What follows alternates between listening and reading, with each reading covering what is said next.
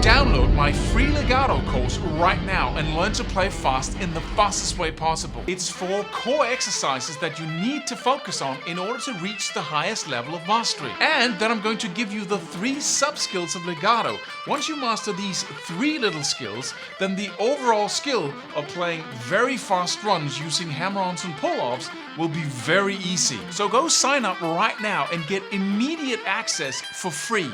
See you in the course.